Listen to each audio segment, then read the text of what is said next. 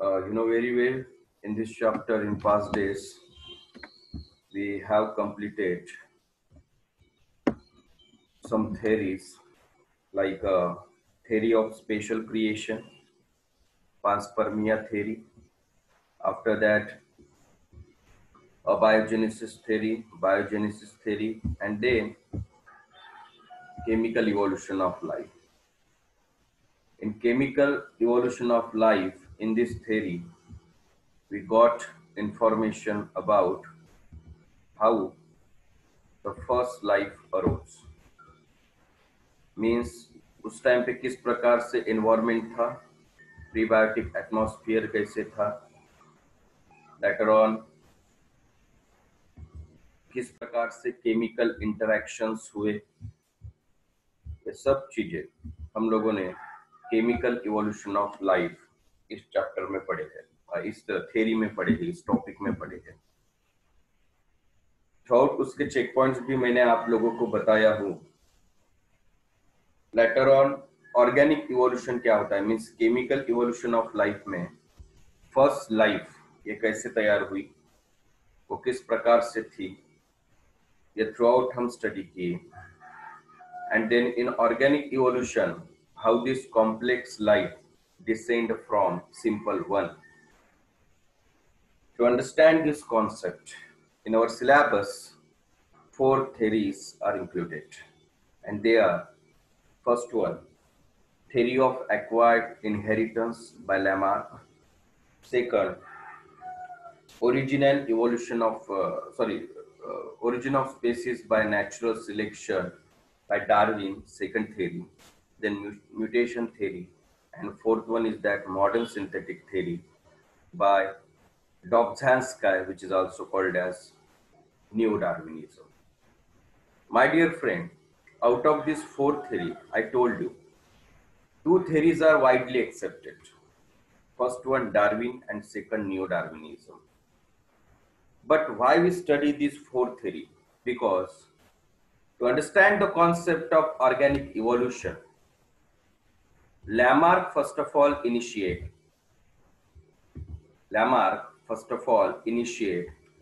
to explain how complex life descends from simple one. But there are some drawbacks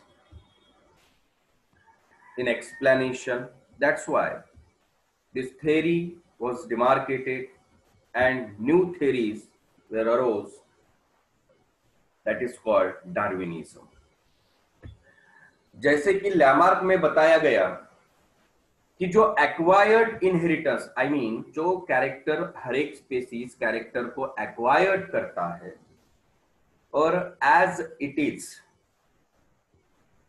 वो उस character को अपने successive generation में transfer करता है।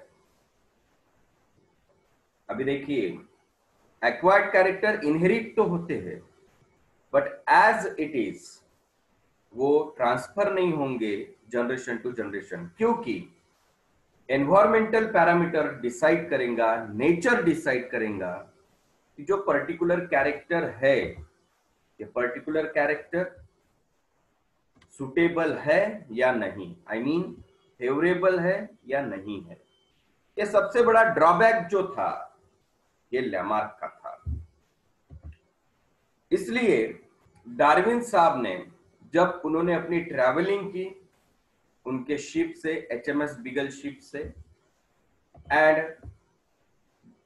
पूरा ट्रैवलिंग करने के बाद जो 4 से 5 ईयर में उन्होंने Galapagos Iceland and archipelago Iceland में जो भी उन्होंने डाइवर्सिटी ऑब्जर्व की, उसके आधार पे उन्होंने एक बुक लिखा, origin of species by natural selection, and on the basis of this 5 postulate तैयार किए, जो एट द एंड कंक्लूड करने के लिए इजी हो जाता है कि किस प्रकार से कॉम्प्लेक्स लाइफ डिसेंड हुई है सिंपल वन से। मींस इवोल्यूशन कैसे होता है, ये प्रॉपरली एक्सप्लेनेशन जो है ये डार्विन साहब ने दिए है। अभी देखिए, इसमें 5 पोस्टुलेट है जो आप लोगों ने पढ़े हैं परसों, जिसमें पहला है ओवर प्रोडक्शन यानी हर एक पॉपुलेशन में एक प्रोडक्टिविटी रेट जो है वो ज्योमेट्रिक रहता है, जिससे वो पॉपुलेशन मल्टीप्लाई होता है, एक्सपांड होता है, बट वो लिमिटाइज हो जाता है क्योंकि रिसोर्सेस का जो इंक्रीजिंग रेट है वो अरिथमेटिक रहता है, जिसके वजह से in between the species of population एक कंपटीशन तैयार होता है, जिसका रिजल्ट क्या होता है? Struggle of existence. हर एक स्पेसीज अपना एग्जिस्टेंस मेंटेन करने के लिए स्ट्रगल करता है, और ये स्ट्रगल 3 प्रकार के रहते हैं: intraspecific struggle, interspecific struggle and environmental struggle. ये क्या है आप लोगों ने पढ़े हैं। जब वो स्ट्रगल करता है उस टाइम पे वेरिएशंस तैयार होते हैं, means morphologically, physiologically character change होते हैं। इसमें जो चेंजिंग इन कैरेक्टर है जिसको हम ऑर्गेनिक वेरिएशन बोलते हैं, and at the time of organic variation 2 प्रकार के वेरिएशन तैयार होंगे, फेवरेबल एंड अनफेवरेबल। अभी जिस कैरेक्टर को, जिस वेरिएशन को नेचर सिलेक्ट करता है, जिसको हम 4th पोस्टुलेट बोलेंगे, नेचुरल सिलेक्शन, उसको हम फेवरेबल वेरिएशन बोलते हैं। और इस प्रकार से स्पेसीज अपना एग्जिस्टेंस कंटिन्यू करता है।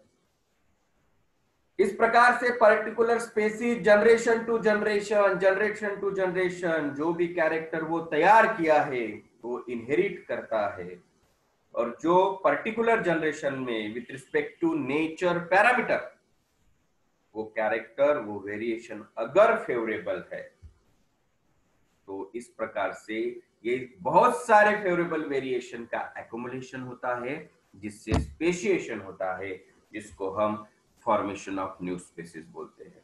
इस प्रकार से सिंपल तरीके में डार्विन ने नेचुरल सिलेक्शन थ्योरी के हेल्प से इवोल्यूशन कैसे होता है ये समझाया है। इसके लिए उन्होंने एविडेंसेस भी दिए हैं, आप लोगों को पता है, जैसे कि लॉन्ग नेक जिराफ, किस प्रकार से उसका लॉन्ग नेक हुआ in the course of evolution. Black colour pepper moth, पहले ब्लैक था, ब्रिटेन की बात है ये, आफ्टर इंडस्ट्रियल रिवॉल्यूशन वो अपना एग्जिस्टेंस कंटिन्यू करने के लिए व्हाइट कलर तैयार किया। थर्ड है DDT resistance, DDT resistance in mosquito. आप लोगों को पता है मॉस्किटो को भगाने के लिए या उससे हम खुद को प्रोटेक्ट करने के लिए, दैट इज बहुत सारे ऐसे सोर्सेस यूज करते हैं जिसमें डीडीटी का प्रमाण रहता है, बट मॉस्किटो में उसका भी रेजिस्टेंस जो है वो बढ़ गया है। ये सभी जो है डार्विनिज्म के सपोर्ट में एविडेंसेस है, बट इतना सब कुछ देने के बाद भी डार्विन साहब के भी कुछ ड्रॉबैक तैयार हुए। वो ड्रॉबैक क्या है? जैसे कि पहला ड्रॉबैक माइन्यूट फ्लक्चुएटिंग वेरिएशंस भी जो है, इसको डार्विन साहब ने प्रिंसिपल फैक्टर बोला, बट लेटर ऑन जब इवोल्यूशन के ऊपर सब्सिक्वेंट स्टडी हुई तो ऐसा समझ में आया कि माइन्यूट फ्लक्चुएटिंग वेरिएशंस ये इवोल्यूशन में उतना वैल्यू नहीं है, ये नॉन हेरिटेबल रहते हैं। उसके बाद उन्होंने सोमैटोप्लाज्म एंड जर्मप्लाज्म वेरिएशन को एक्सप्लेन नहीं किया, बट उन्होंने बताया कि सभी वेरिएशन से इनहेरिटेबल है। ये दूसरा ड्रॉबैक है। उन्होंने सर्वाइवल ऑफ फिटेस्ट एक्सप्लेन किया, he explain survival of fittest but unable to explain arrival of fittest. और सबसे बड़ा जो ड्रॉबैक है कि उन्होंने what is the cause of evolution, how the inheritance of variation takes place, what happened with the vestigial organ, and how extinction of species takes place, unable to explain by Darwin. He also not explain the connecting link between the species, जैसे इन्होंने बताया कि complex form pre existing form से तैयार होता है living का, तो उसमें कुछ कनेक्टिंग लिंक भी तैयार होते होंगे, इंटरमीडिएट स्पेसीज तैयार होते होंगे, उन्होंने एक्सप्लेन नहीं किया। उन्होंने सिर्फ जो स्पेसीज लिविंग रहते हैं और जिनमें रिप्रोडक्शन होता है उसी स्पेसीज को उन्होंने कंसिडर किया, but what about the neutral flower जो स्टेराइल रहते हैं, व्हाट अबाउट द हाइब्रिड्स जो स्टेराइल रहते हैं, इनके बारे में इन्होंने एक्सप्लेन नहीं किया। बट तो भी ये ड्रॉबैक को ही ओवरकम करने के लिए फिर नेक्स्ट साइंटिस्ट आए जिनका नाम है ह्यूगो डेविस, जिन्होंने म्यूटेशन थ्योरी दिया है। My dear friend, Darwin sir के बारे में अगर बोलना चाहूं तो इनको फादर ऑफ इवोल्यूशन तो बोलते ही है, बट साथ में ही इन्होंने डार्विन फिंचेस करके एक स्पीसीज भी डिस्कवर्ड की है गैलापागोस आइसलैंड में। ऐसे बहुत सारे रेप्टाइल्स भी देखे हैं। डार्विन फिंचेस में हर्बिवोरस एंड इंसेक्टिवोरस स्पीसीज का डिफरेंशिएशन एंड डिस्कवरी डार्विन साहब के नाम के ऊपर जाता है। बट तो भी इनको इनके ड्रॉबैक को ओवरकम करने के लिए एक थ्योरी आई, जिस थ्योरी का नाम है म्यूटेशन थ्योरी। मैं आपको एक समराइज करवा दूं कि एक्चुअली म्यूटेशन थ्योरी जो है इनको क्या बताना है। सिंपल, डार्विन साहब के जो सबसे बड़े ड्रॉबैक थे कि जैसे कॉज ऑफ इवोल्यूशन क्या है, an answer to this question Hugo Davis, जो एक साइंटिस्ट जेनेटिक्स से भी रिलेटेड है, उन्होंने एक पर्टिकुलर एक्सपेरिमेंट करके ये बताया कि इवोल्यूशन का कॉज स्ट्रांगली म्यूटेशन है। मींस स्पेसीज में म्यूटेशन होता है जिसके वजह से इवोल्यूशन होता है। मींस स्पेसीज में म्यूटेशन होता है जिसके वजह से कैरेक्टर चेंज होते हैं, मींस वेरिएशन आता है। और आपको पता है वेरिएशन आना means leads to the evolution, ऐसा ह्यूगो डेविस ने बताया। मैं आपको एक चीज क्लियर कर दूं। फर्स्ट ऑफ ऑल आप लोगों को एक चीज अंडरस्टैंड होना है कि what is mean by mutation. Understand this term. Actually mutation means the change in the nitrogenous base sequence. जैसे कि हर एक लिविंग ऑर्गेनिज्म जो है वो हर एक लिविंग ऑर्गेनिज्म का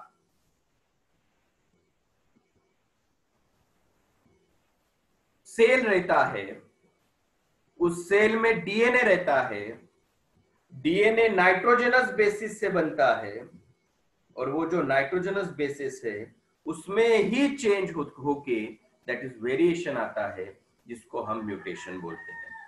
तो ह्यूगो डेविस ने ये जब बताया कि इवोल्यूशन का कॉज म्यूटेशन है, ये कुछ हद तक सही है, राइट है। यस, म्यूटेशन भी एक कॉज है इवोल्यूशन होने के लिए, बस सिर्फ म्यूटेशन ही है ऐसा नहीं है। ऐसे बहुत सारे कॉज है जो हम फोर्थ थ्योरी में पढ़ेंगे। बट ह्यूगो डेविस साहब ने जो बोला कि नहीं, इवोल्यूशन का कॉज म्यूटेशन ही है, बट सिर्फ म्यूटेशन नहीं है। मैं यहाँ पे अंडरलाइन करना चाहूंगा, बहुत सारे कॉज है जो फोर्थ थ्योरी में पढ़ेंगे। तो ये बताने के लिए इन्होंने सिंपल एक्सपेरिमेंट किया एक स्पीसीज के ऊपर, जिस स्पीसीज का नाम है उनोथेरा लैमार्कियाना, जिसको इवनिंग प्राइम रोज बोलते हैं। इन्होंने सिंपल हाइब्रिडाइजेशन एक्सपेरिमेंट किया 7 जनरेशन तक। हाइब्रिडाइजेशन एक्सपेरिमेंट करने के बाद उनको वेरिएशंस आए। उस स्पेसीज में जब वेरिएशन उन्होंने देखे तो उन्होंने सिंपल डायरेक्ट बोल दिया कि ये म्यूटेशन की वजह से है, और इसके आधार पे उन्होंने बता दिया कि इवोल्यूशन का कॉज म्यूटेशन है। बट यहाँ पे मैं आपको एक इंपॉर्टेंट नोट बताना चाहूंगा कि इवोल्यूशन का कॉज म्यूटेशन है, ये ह्यूगो डेविस ने जो बताया वो राइट है, बट ये थ्योरी तो भी डिमार्केट हो गई, डिस्प्रूव हो गई। Why? Answer to this question, इनका बताने का, एक्सप्लेनेशन करने का जो तरीका था वो गलत था। इन्होंने गलत चीज बताई। सिंपल आप बोल सकते हो, इसके लिए ये थ्योरी डिस्प्रूव हो गई। समझ में आया? तो ये क्या है, पूरे थ्योरी के बारे में अभी स्टडी करते हैं। फर्स्ट ऑफ ऑल आप लोगों को पता रहना चाहिए कि म्यूटेशन थ्योरी ये डिस्कवर्ड ह्यूगो डेविस ने 1901 में किया, after the rediscovery of Mendel in 1900।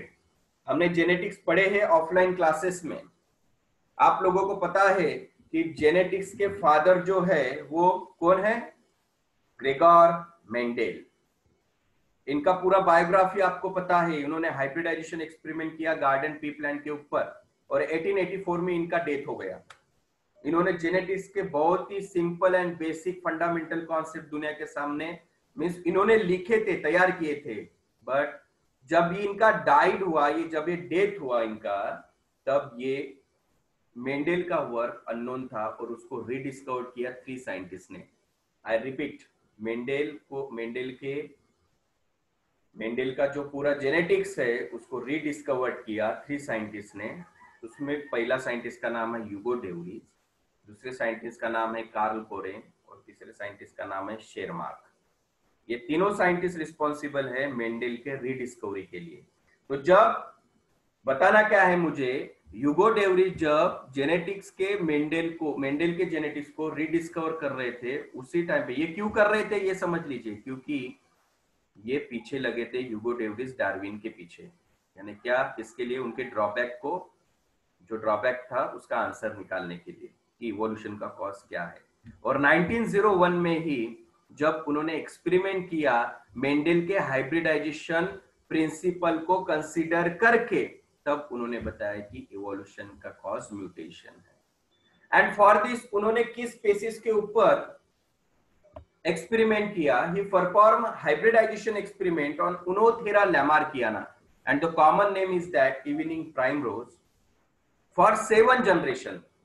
Mean जैसे मेंडेल ने 2 कॉन्ट्रास्टिंग कैरेक्टर लेके गार्डन पी प्लांट के ऊपर हाइब्रिडाइजेशन एक्सपेरिमेंट किया ना, वैसा ही सेम एक्सपेरिमेंट इन्होंने भी 7 जनरेशन तक किया। मीन्स ये जो स्पेसीज है आपके साइड में दिख रहा है, ये है उनोथोरा लैमार्कियाना इवनिंग प्राइमरोज। ये 2 स्पेसीज लिए बाय टेकिंग कॉन्ट्रास्टिंग कैरेक्टर, उनमें हाइब्रिडाइजेशन करवाया, उससे सीड तैयार हुए, फिर प्लांट को ग्रो करवाया उन्होंने। तो व्हाट ही ऑब्जर्व, ऐसा 7 जनरेशन तक किया। जैसे Mendel quantitative and qualitative analysis करते थे, इन्होंने भी सेम एक्सपेरिमेंट किया, क्वांटिटेटिव एंड क्वालिटेटिव। जैसे मेंडेल के 3 क्लासिकल स्टेप आपको पता है ना, पहला कौन सा है? Selection of parent, pure line parent. दूसरा कौन सा है? Cross hybridisation among the selected parent. और तीसरा है selfing between the recombinant. Recombinant means hybrid. ये सेम 3 स्टेप यहाँ पे भी उन्होंने अप्लाई किया और 7 जनरेशन तक उनोथेरा लैमार्कियाना स्पीसीज के ऊपर हाइब्रिडाइजेशन एक्सपेरिमेंट किया। And after 7 generation when he observe the data, what he find out? He found that most of the offspring show resemblance with respect to parent. ये तो मेंडेल साहब के टाइम पे भी हुआ था। यानी जैसे एक पेयर प्लांट है उनोथेरा का, उससे जो स्पेसीज तैयार हुए प्रोजेनी प्लांट, उसमें से most of the resemblance show कर रहे थे, but some of the offspring ऐसे है they show different variation with respect to parent. Means कुछ में कैरेक्टर सेम थे, कुछ में कैरेक्टर डिफरेंट थे। तो जिनमें कैरेक्टर डिफरेंट थे, अब ये जो वेरिएशन था, मींस जनरेशन टू जनरेशन जो वेरिएशन आ रहा था, ये सडन वेरिएशन है ना। और उनोथेरा लैमार्कियाना स्पीसीज जो है, इसके भी कैरेक्टरिस्टिक बिल्कुल पी प्लांट जैसे ही है। मींस 1 साल में 3 बार इसका ब्रीडिंग पीरियड आता है, ऐसा बोल सकते हो। 3 साइकिल, लाइफ साइकिल कंप्लीट हो सकते हैं। तो ये सडन वेरिएशन हो गया ना। जो भी डिफरेंट वेरिएशन आ रहे थे, ये सडन जो वेरिएशन आ रहे थे, इनको उन्होंने सिंपल बोला म्यूटेशन। क्या बोला? म्यूटेशन। और it is also called as discontinuous variation. Means when he performed hybridization experiment on pure plant of Unothera laimarkiana, those offspring produced in F1 or F2 generation, out of that all offspring, some of the offspring show different variation and most of the offspring show same variation, I mean resemblance. तो जो resemblance show करते थे उनको value उन्होंने नहीं दिया, but ये जो डिफरेंट वेरिएशन शो कर रहे थे उन्होंने सिंपल बताया कि ये जो अलग कैरेक्टर तैयार हुआ है विथ रिस्पेक्ट टू पेरेंट, इसको आप म्यूटेशन बोलिए।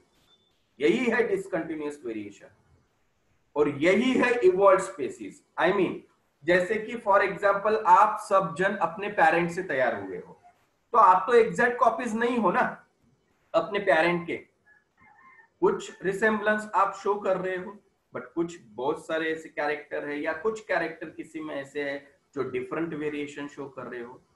तो on the basis of this Hugo de Vries ने क्या बताया कि आप जो है वो इवॉल्व्ड स्पीसीज है, और ये जो डिफरेंट वेरिएशन तैयार हुआ है इसको म्यूटेशन की वजह से हुआ है, ये ह्यूगो डेविस ने बताया।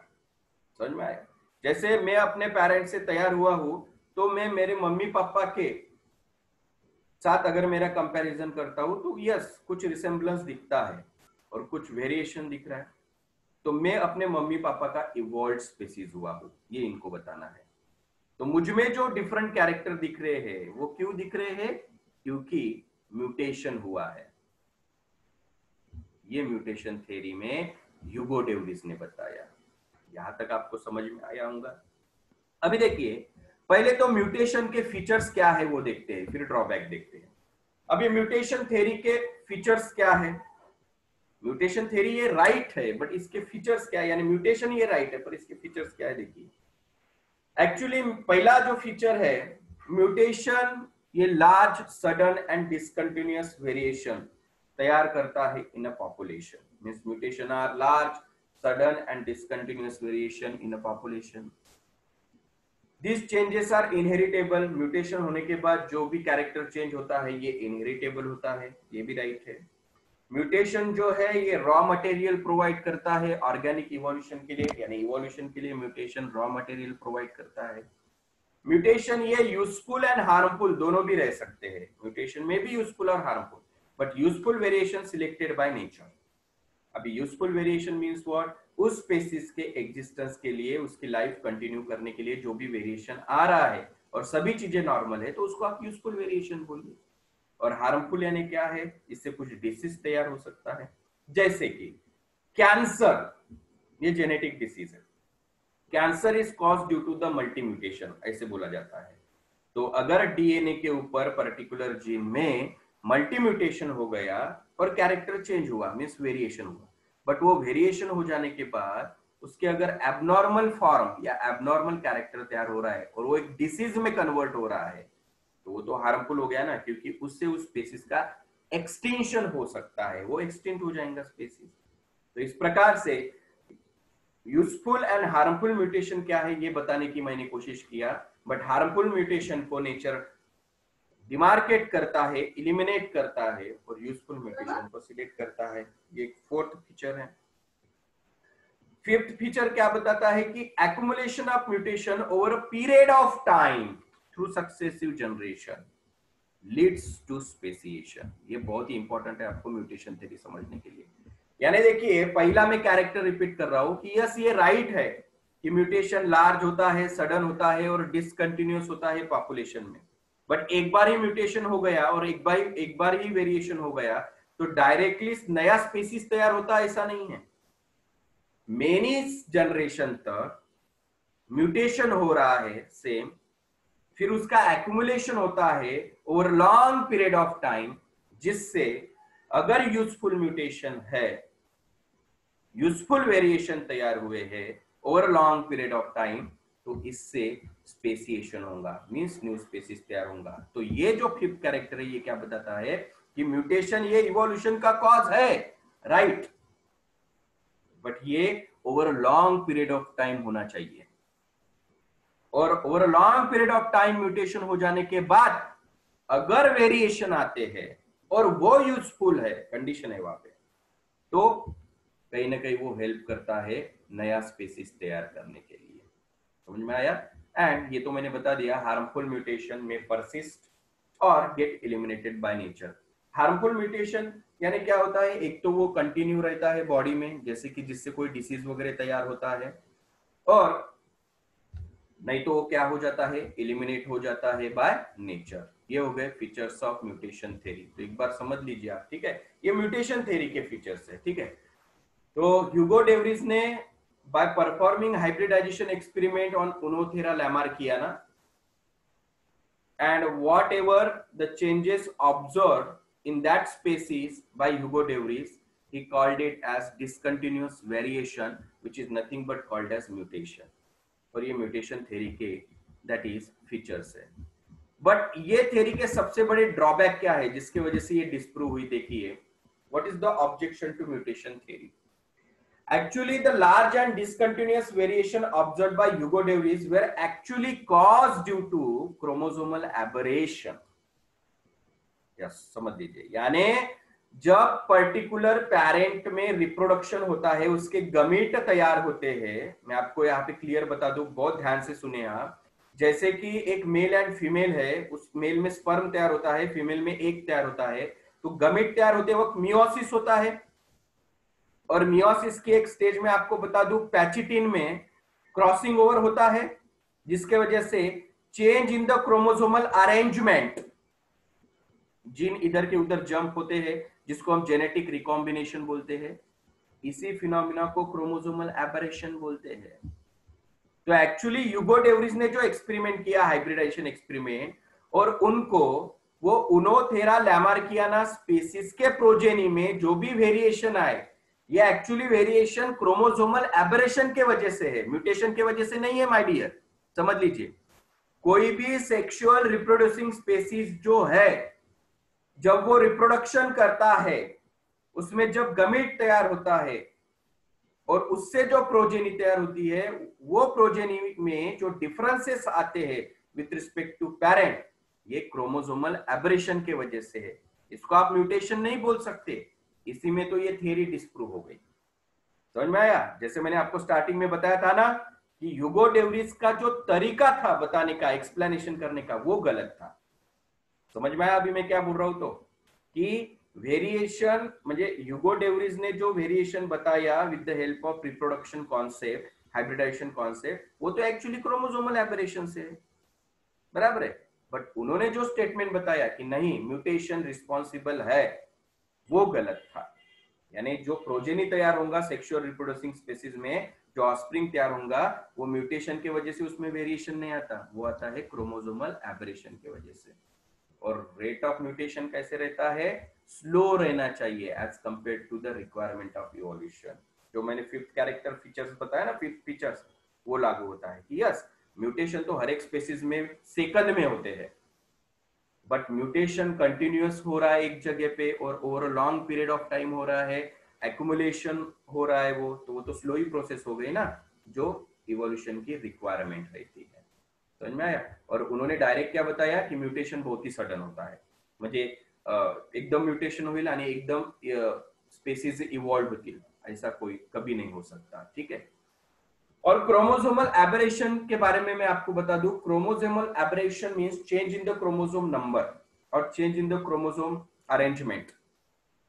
और ये क्रोमोसोमल एबरेशन जो है ये क्वाइट अनस्टेबल रहता है और उसका सिग्निफिकेंस इवोल्यूशन में नहीं है, या लिटिल है बोलते हैं, बट अप्रोक्सीमेटली सिग्निफिकेंस है ही नहीं इवोल्यूशन में, क्योंकि क्रोमोसोमल एबरेशन तो हर एक स्पीसीज में ड्यूरिंग रिप्रोडक्शन होना ही है।